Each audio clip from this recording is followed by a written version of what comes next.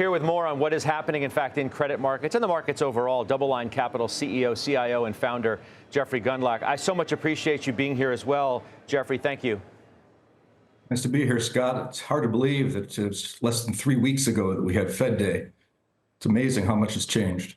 Certainly is. Some changes, frankly, you talked about expecting, like a widening of spreads within credit markets. You talked about high yield. Just from your perspective, what are you thinking about now as you see what you talked about come true? Yeah, spreads always start widening gradually, and then it accelerates, and that's what we talked about on Fed Day.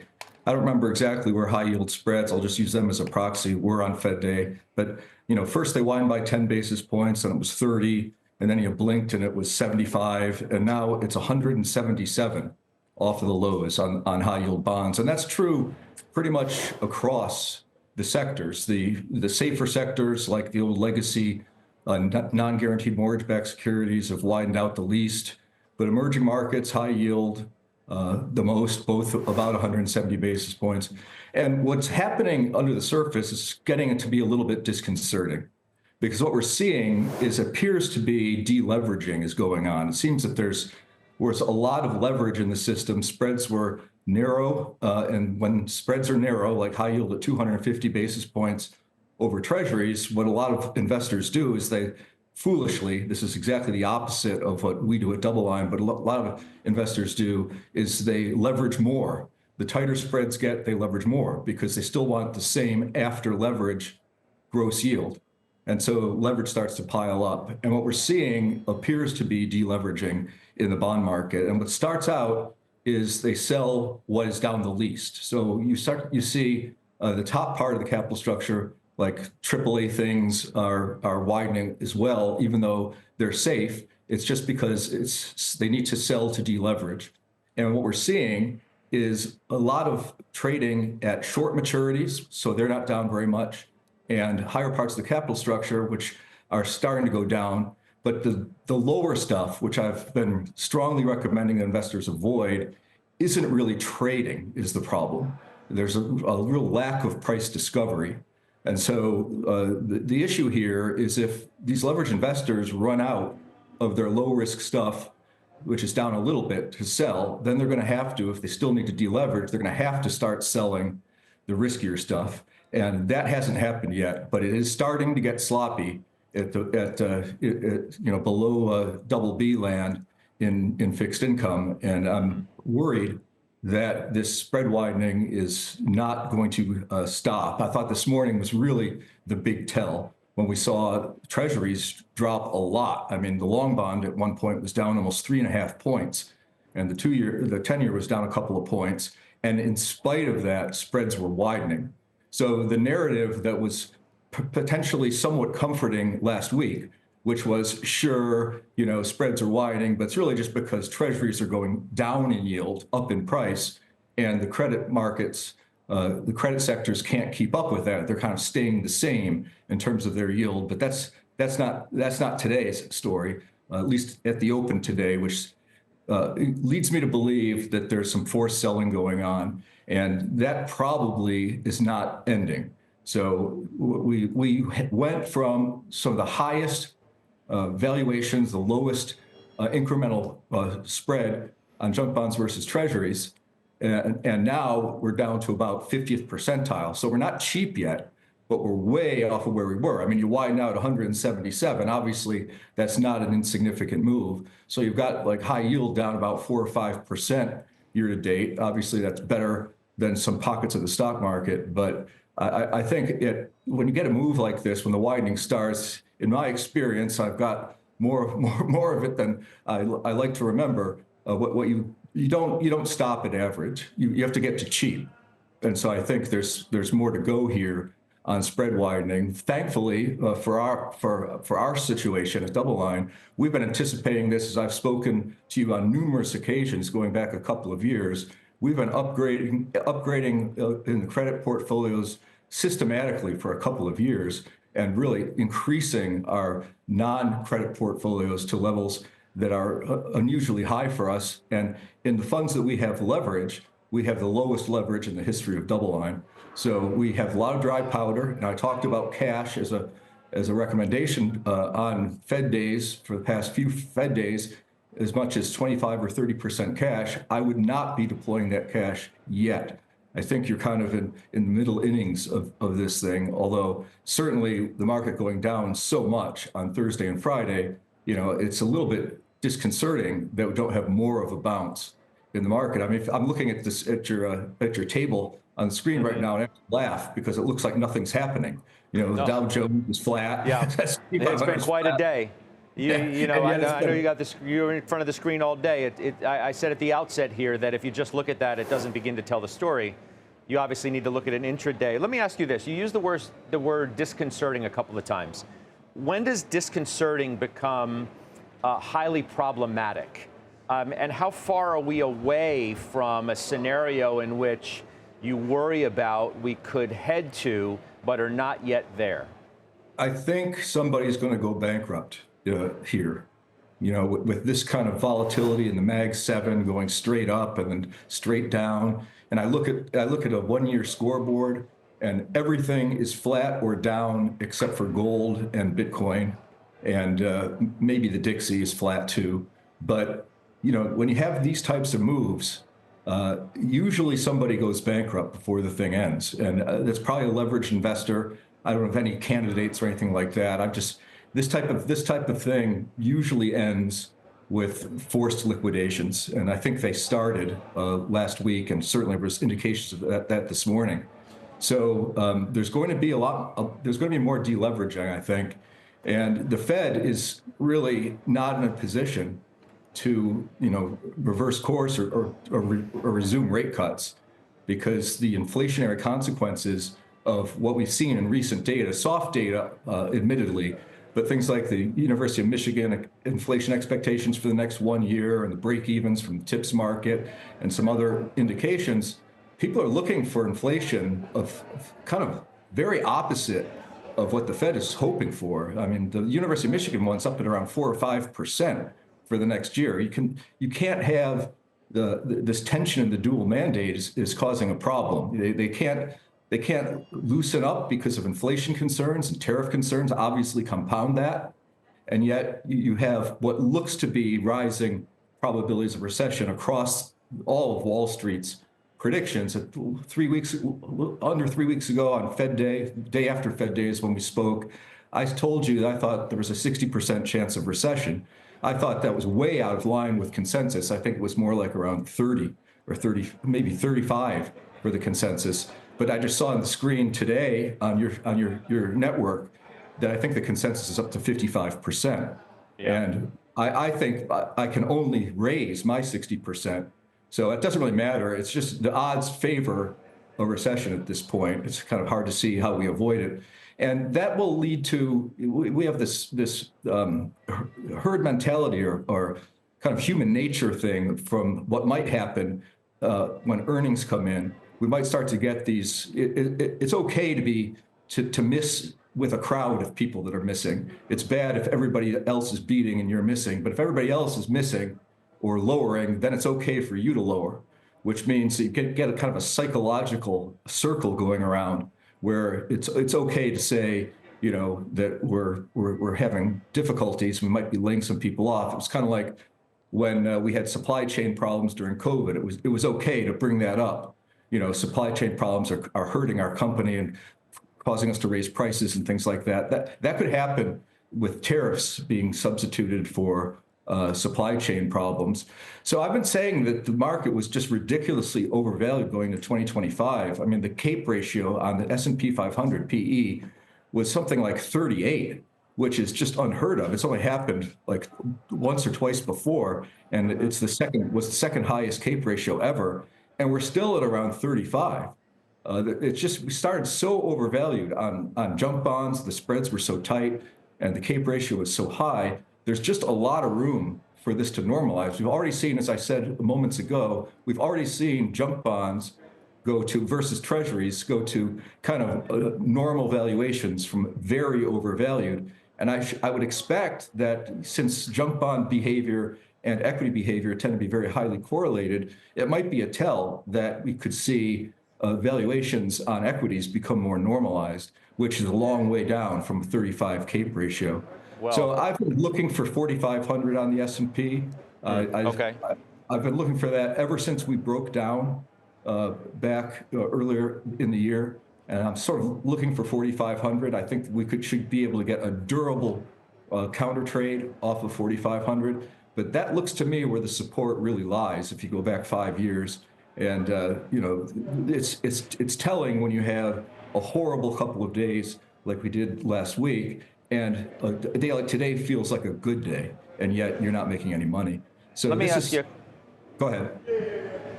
Let me ask you a couple things regarding the Fed.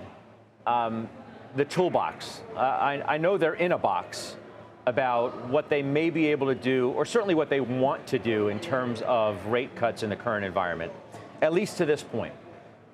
What sort of flexibility do they have, though, to use the balance sheet? And could that be an effective tool in an environment like this where they have to do something, but they don't want to actually cut rates? Well, it could. It would be kind of embarrassing. I mean, they just went from 30 billion to 5 billion less than 3 weeks ago. I know, but the game changed. Yeah, right? I know. But that's going to be Mr. Magoo all over again. Going around not being able to see well and bumping into dumpsters and trees. But yes, I think the Fed will use their balance sheet if things get worse, and I think they would do that before cutting, because the inflation picture is has worsened a lot since January, when they were talking about being in such a good place.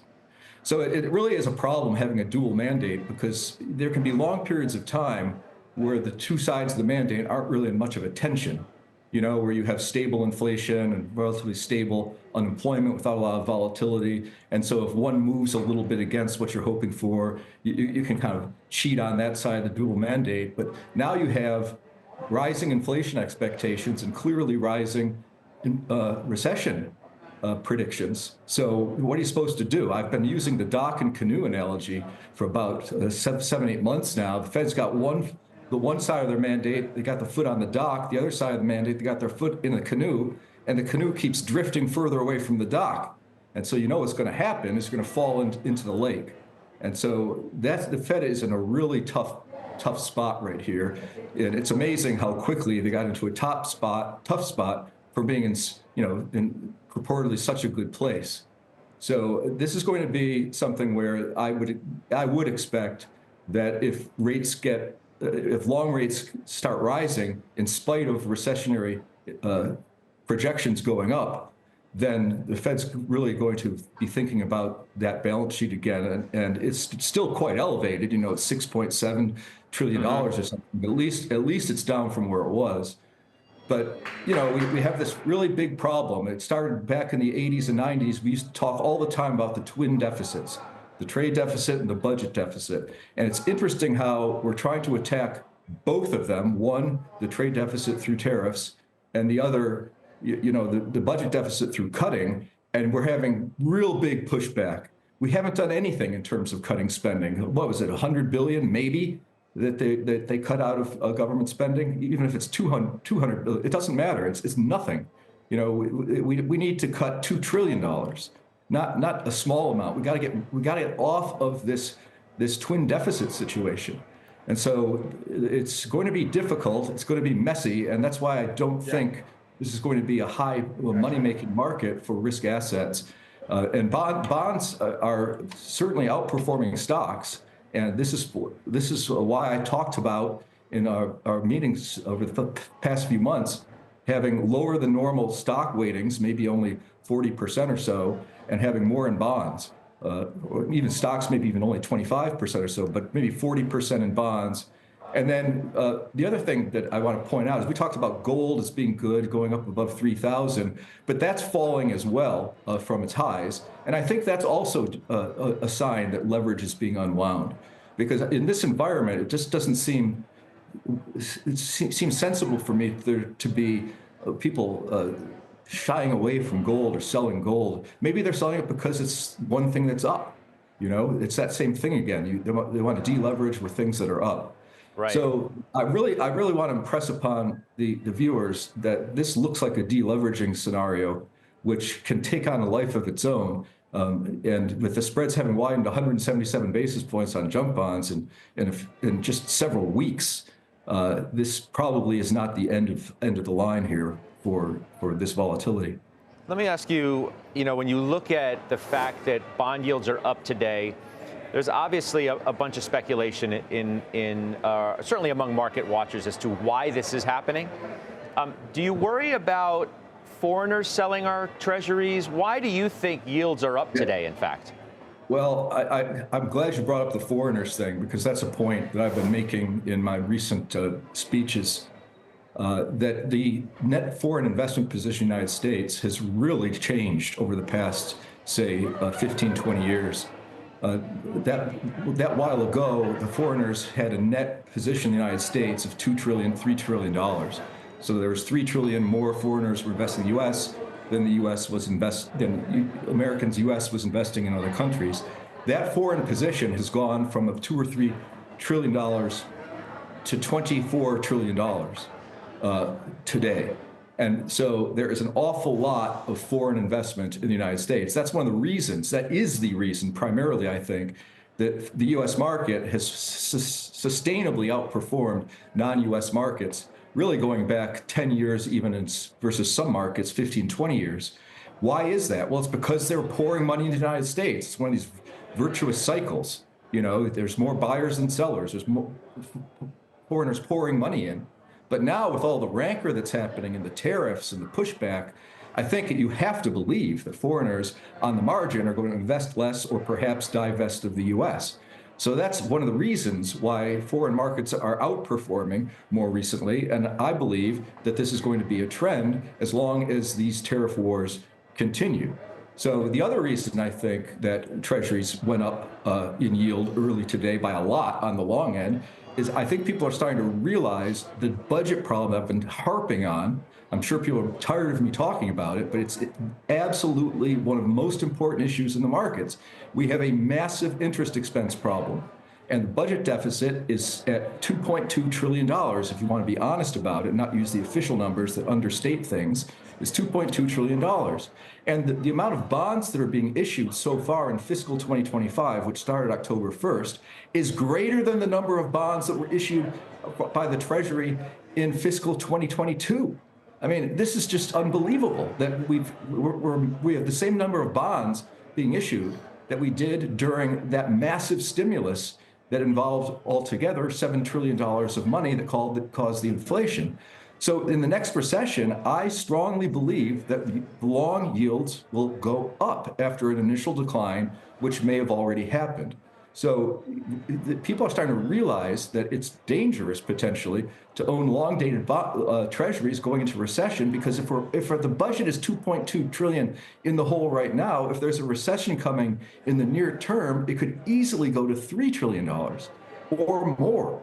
And so you can understand why people are leery of owning bonds, and with countries not getting along, the funding of the Treasury market by foreigners is not likely to increase. So I believe rates will go up in the next recession at the long end. That's why, Scott, I've been telling you the last several appearances, I want to be in 2s, 3s, 5s in the bond market. That's where we've been, and that's the area that's doing well. And I think that's going to continue as the long end almost doesn't have a good case from this starting point of yield being, in the 4% category. I want to ask you lastly, if I could, the criticism that has now developed around the rollout of the tariffs, not just in the math-making process, which was highly suspect to be kind, but now that you have some people, high-level Wall Street types, speaking out against the methodology, the rollout, the severity, and what they would think is a better approach moving forward. There's also the lack of understanding, I think is fair to say, from investors about what the end game really is here. Is it about negotiating better deals?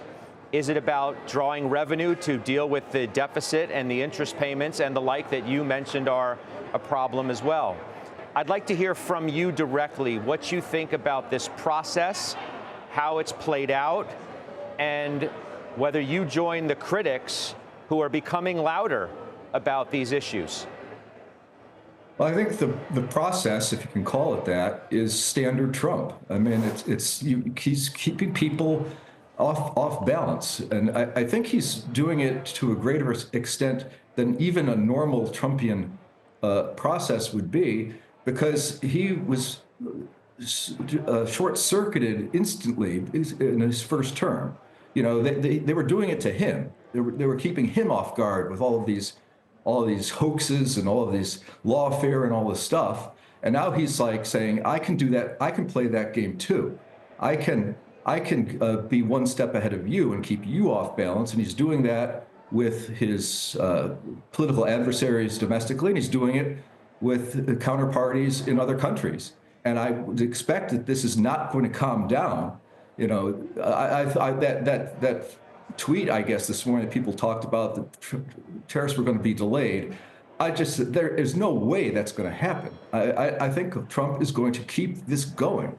And I don't understand exactly how he calculates, or the administration calculates, this strange formula to set these tariffs. It just doesn't seem to make much sense to me mathematically. But it's at least it's a formula, whether it's logical or not. It's a formula. Otherwise, I don't know. Otherwise it's just going to be totally arbitrary.